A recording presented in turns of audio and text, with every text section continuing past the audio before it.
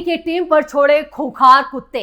झारखंड से बंगाल तक छापेमारी, ईडी के एक्शन से भयंकर हाहाकार। एजेंसी को मिला करोड़ों का खजाना। नमस्कार, आप देख रहे हैं कैपिटल टीवी की स्पेशल स्टोरी। मैं हूं परवीन शेख। ईडी ने 21 नवंबर को झारखंड और पश्चिम बंगाल में फैले कोयला माफिया नेटवर्क पर अब तक की सबसे बड़ी कार्रवाई को अंजाम दिया। मनी लॉन्ड्रिंग रोकथाम कानून यानी पीएमएलए के तहत दोनों राज्यों में एक साथ 42 से ज्यादा ठिकानों पर छापे मारे गए।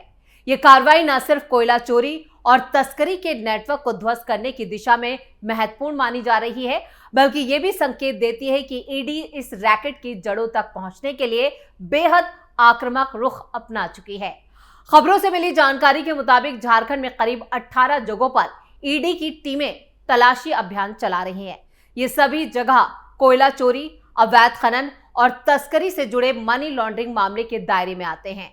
ईडी की रडार पर इस वक्त कई कंपनियां और कारोबारी हैं जिनका नाम इस रैकेट से जुड़ा है। इनमें अनिल गोयल, संजय उद्योग, एलबी सिंह और अमर मंडल से जुड़ी कंपनियां और उनके कारोबार से जुड़े कई ठिकाने शामिल हैं। माना जा रहा है कि ये सभी कारोबारी बड़े पैमाने पर गैर कानूनी तरीके से यानी अवैध कोयला कारोबारी नेटवर्क को समर्थन देते थे और अवैध कमाई को कानूनी दिखाने के लिए यहाँ पर वित्तीय लेन देन हवाला के जरिए या फिर यहाँ पर एक तरह से कहे कि एक पूरा जो लेन देन होता था वो फर्जी तरीके से हो रहा था। शेल कंपनियां बनाई जा रही थी और उसके जरिए इस पूरी रकम को कानूनी तौर पर वैध बनाया जा रहा था। अधिकारियों के मुताबिक इस पूरे नेटवर्क के जरिए सरकारी खजाने को सैकड़ों करोड़ रुपए का नुकसान पहुंचाया गया।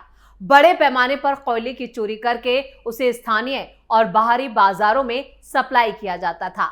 ये पूरा रैकेट कई सालों से सक्रिय था, जिसके तहत अवैध माइनिंग, ट्रांसपोर्टेशन और भंडारण का बड़ा जाल तैयार किया गया था, यानी इस कोयले को स्टोरेज भी किया जा रहा था।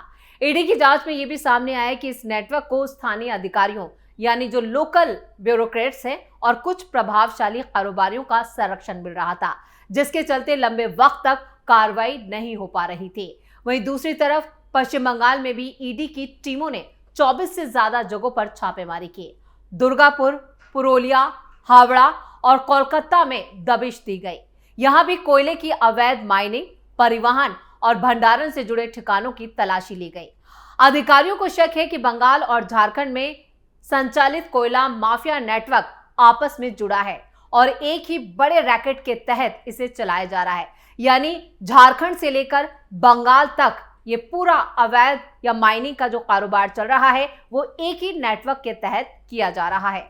दोनों राज्यों से निकलने वाले कोयले के रास्ते और नकदी के जो स्रोत हैं और गैर कानूनी कारोबार में शामिल लोगों के बीच कड़ी का पता लगाने के लिए भी ईडी लगातार वित्तीय लेन देन का यहाँ पर कहें कि एक तरह से पूरे बैंक खाते खंगाल रही है।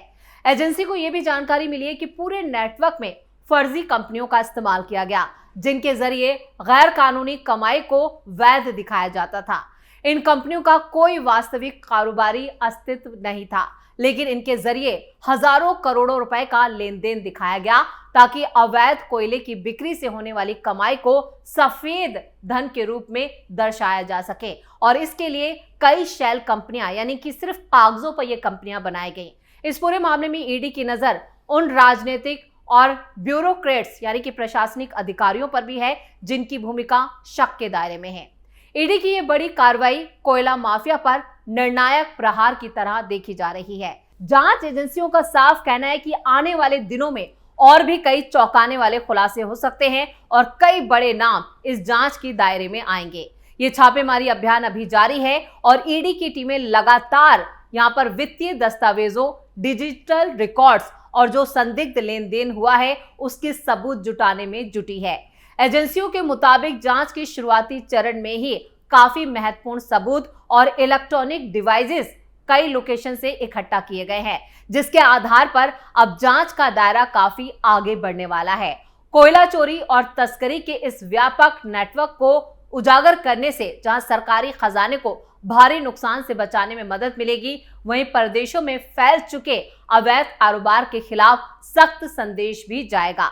ईडी की कार्रवाई के बाद उम्मीद है कि इस रैकेट में शामिल कई चेहरे सामने आएंगे और पूरे सिस्टम के खिलाफ कड़ी कानूनी कार्रवाई का रास्ता साफ हो जाएगा। पीएम मोदी पहले ही कह चुके हैं कि भ्रष्टाचार और जितने भी गैर कानूनी कारोबार चल रहे हैं उनके खिलाफ सख्त एक्शन लिया जाएगा। ईडी एक साल से अगर देखें, साल की शुरुआत से ही लगातार काफी एक्टिव है और जिस तरह से विपक्षी नेताओं के नाम इन पूरे अवैध खनन यानी माइनिंग के मामले में सामने आ रहे हैं, उससे भी विपक्ष के अंदर हड़कंप मचा हुआ है। कांग्रेस के कई दिग्गज और जो कारोबारी रिश्ते हैं कांग्रेस के उन लोगों के साथ, वो भी खुलकर सामने आए हैं। झारखंड में तो पहले ही ईडी, सीबीआई और जितनी भी जांच एजेंसियां हैं वो पूरी तरह से अलर्ट है। आपको बता दें कि झारखंड में जिस तरह की ये ईडी की दबिश हुई है, उसके बाद सबसे ज्यादा परेशान जो है वो विपक्षी खेमा ही नजर आ रहा है। अब चलिए आपको ये भी बता देते हैं कि वो एलबी सिंह हैं कौन, जिनके 18 ठिकानों पर दबिश दी गई है। एलबी सिंह की 18 ठिकानों पर ईडी के छापे। ईडी की इस बड़ी कार्रवाई की शुरुआत झारखंड के धनबाद से हुई। तड़के यानी आज सुबह ईडी की टीम ने कोल कारोबारी एलबी सिंह के घर और उनसे जुड़े जो ठिकाने हैं वहां पर एक साथ दबिश दी। जानकारी के मुताबिक ईडी की टीम ने धनबाद के देवबिला इलाके सहित कुल 18 ठिकानों पर तलाशी अभियान शुरू किया। अधिकारियों ने बताया कि यह सर्च ऑपरेशन कोयला चोरी और स्मगलिंग के कई बड़े मामलों से जुड़ा है, जिनमें अनिल गोयल और संजय उद्योग और एलबी सिंह और अमर मंडल जैसे नाम शामिल हैं। इन मामलों में कोयले के बड़े पैमाने पर चोरी भी शामिल है, जिससे सरकारी खजाने को ने बताया कि सैकड़ों हजारों करोड़ों का अब तक नुकसान पहुंचाया जा चुका है और ईडी का मकसद इस काले धन के रूट और इसके गैर कानूनी प्रॉपर्टी से सबूत जुटाना है। यानी इससे जो धन की उगाई की गई, उसी धन से एक बड़ा इंफ्रास्ट्रक्चर भी तैयार किया गया। करोड़ों रुपए की प्रॉपर्टी, कई इमारतें, आवास, बंगले, कोठियां, फ्लैट्स खरीदे गए हैं, जिनके कई दस्तावेज जो है वो ईडी की टीम के हाथ लग चुके हैं। ईडी की टीम पर छोड़े गए पालतू कुत्ते। धनबाद में कोल कारोबारी एलबी सिंह के घर पर छापेमारी के दौरान ही एक तरह से कहें कि खतरनाक हालात पैदा हो गए। ईडी के अधिकारियों को घर में एंट्री वो ना ले सके, जैसे एंट्री करने वाले थे उन्हें रोकने के लिए एलबी सिंह ने घर के अंदर से बाहर ना निकलने का फैसला किया और अपने पालतू कुत्तों को परिसर में खुला छोड़ दिया। कुत्ते परिसर में घूमते रहे और अधिकारियों को मेन गेट में घुसने से रोकते रहे। यह घटना ईडी की कानूनी प्रक्रिया में एक बड़ी रुकावट डालने के तौर पर भी देखी जा रही है और ईडी की टीम पर जानलेवा हमला किया गया। इसके लिए एलबी पर बड़ी कार्रवाई हो सकती है। ईडी के अधिकारी अब इस स्थिति से निपटने के लिए कानूनी और सुरक्षात्मक उपायों का भी सहारा ले रहे हैं, ताकि घर में सुरक्षित एंट्री ली जा सके, छापेमारी की प्रक्रिया को आगे बढ़ाया जा सके। और ये जो दृश्य, जो तस्वीरें सामने आई कि अवैध कारोबारियों की बौखलाहट और जांच से बचने की जो आखिरी कोशिश को भी दिखाता है कि किस तरह से इन्होंने ईडी की टीम पर निशाना साधा, उन्हें मारने की कोशिश की और घर के जो पालतू कुत्ते थे उन्हें घर में खुला छोड़ दिया, जिससे ईडी के अधिकारी घर के अंदर एंट्री ना ले सके। मेन गेट पर भी कई कुत्ते छोड़ दिए गए और जिसमें खबर जो आ रही है वो ये बता रही कि ईडी के कई अधिकारी इससे घायल भी हो गए। यानी ये एलबी सिंह के परिसर धनबाद में हुआ, जहां पर ईडी की टीम सुबह सुबह पहुंची, लेकिन इस जांच से बचने के लिए पालतू कुत्तों को ही घर के अंदर खुला छोड़ दिया गया। धनबाद में ईडी का दनादन एक्शन। झारखंड की कोयला राजधानी के तौर पर चर्चित धनबाद के कई कोल माफियाओं के यहां सर्च ऑपरेशन की कार्रवाई अब तक चल रही है और एक बड़े ऑपरेशन को अंजाम दिया जा रहा है। धनबाद में लाल बहादुर सिंह का नाम भी शामिल, यानी एलबी सिंह। बड़े स्तर के कोयला कारोबारी यहां जब जांच एजेंसी की टीम पहुंचती है तब आसपास काफी लोग इकट्ठा भी होने लगते हैं। लिहाजा पहले से ही मुस्तैद जांच एजेंसी की टीम भी अर्धसैनिक बलों के जवानों की संख्या में और ज्यादा बढ़ोतरी कर देती है। यानी फोन करके यहां पर पैरामिलिट्री फोर्सेस को बुला लिया जाता है। लोकल पुलिस के साथ साथ पैरामिलिट्री फोर्सेस जो सुरक्षा बल है वो भी वहां पर मुस्तैद कर दिए जाते हैं, ताकि कानून व्यवस्था बरकरार रहे। खबरों के मुताबिक धनबाद के ही देवविला इलाके में पहले भी कई दूसरी एजेंसियों ने दबिश दी थी। उस दौरान भी इन एजेंसियों पर हमला किया गया था, लेकिन आरोपियों के इशारे पर काफी संख्या में लोग इकट्ठा हो जाते हैं और जांच एजेंसी की टीम को परेशान करने और जांच को प्रभावित करने की पूरी कोशिश की जाती है। इस बार ईडी की टीम मजबूत सुरक्षा व्यवस्था के साथ लोकेशन पर पहुंची और अपने स्तर पर जांच प्रक्रिया को आगे बढ़ाया। हर तरफ मची खलबली। जांच एजेंसी की सूत्रों की माने तो 21 नवंबर को जब ये सर्च ऑपरेशन स्टार्ट हुआ तब कोल माफियाओं के बीच खलबली मच गई। यानी फोन कॉल दिल्ली तक आए। दिल्ली में बैठे अपने आकाओं से इन लोगों ने बात की और कहा कि हमें बचा लो, लेकिन इस बार इनके माई बाप भी इन्हें बचाने में पूरी तरह से नाकाम साबित हुए। ऐसा माना जा रहा है कि उनके कनेक्शन कई राजनीतिक हस्तियों सहित कई प्रभावशाली लोगों के साथ है।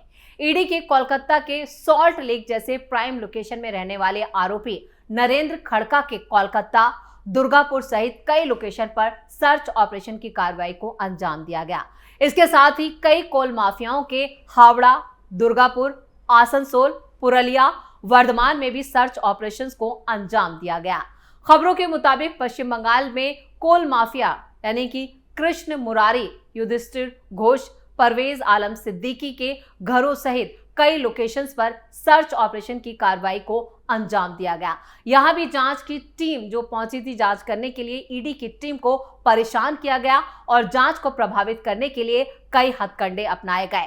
जिस तरह से धनबाद में जांच टीम पर सीधे तौर पर कुत्ते छोड़ दिए गए, तो यहां पर भी लोगों को उकसाया गया और ईडी की टीम पर हमला करने की साजिश तक रची गई। लेकिन ईडी की टीम भी अपनी पूरी तैयारी के साथ गई थी। तो झारखंड से पश्चिम बंगाल तक जिस तरह से ईडी ने दबिश दी है और 42 से ज्यादा ठिकानों पर छापेमारी की है, ये तो सिर्फ अभी शुरुआत है। ईडी का साफ कहना है कि कोल माफिया यानी जिस तरह से माइनिंग, अवैध माइनिंग के जो मामले सामने आए हैं और हजारों करोड़ रुपए का जो लेन देन किया गया है, फर्जी दस्तावेज बनाए गए, शेल कंपनियां बनाई गई हैं और जो इलेक्ट्रॉनिक डिवाइसेज ईडी की टीम के हाथ लगे हैं, उससे जांच का दायरा काफी आगे बढ़ सकता है। इसमें कई नामचीन हस्तियां भी फंसती हुई नजर आ रही हैं, जिनका कनेक्शन दिल्ली तक है। बड़े कारोबारियों का संरक्षण इन कॉल माफियाओं को तो साथ ही साथ जो वहां का लोकल अधिकारी हैं, जो ब्यूरोक्रेट्स हैं, उनका भी संरक्षण इन कॉल माफियाओं को मिला हुआ था, जिससे ये इस तरह के अवैध कारोबार को अंजाम दे रहे थे। लेकिन ईडी ने जिस तरह से दनादन एक्शन किया है, उससे साफ है कि आने वाले दिनों में कई बड़े नाम इस पूरे रैकेट में सामने आ सकते हैं। इसी के साथ स्पेशल स्टोरी में इतना ही। वीडियो कैसा लगा कमेंट करके अपनी राय जरूर दें। वीडियो को लाइक करें, शेयर करें और कैपिटल टीवी को सब्सक्राइब जरूर करें। धन्यवाद।